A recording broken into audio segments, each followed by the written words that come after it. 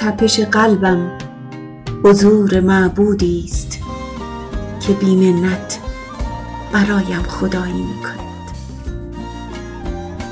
بی منت می بخشد و بی منت عطا می کند.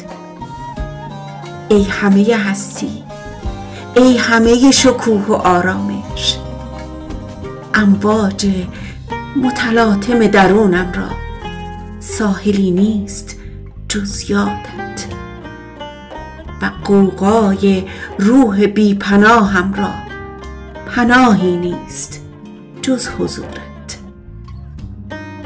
وجودم را با ذکر نامت آذین می بندم و جانم را با یادت متبرک می کنم و عاشقانه تمنایت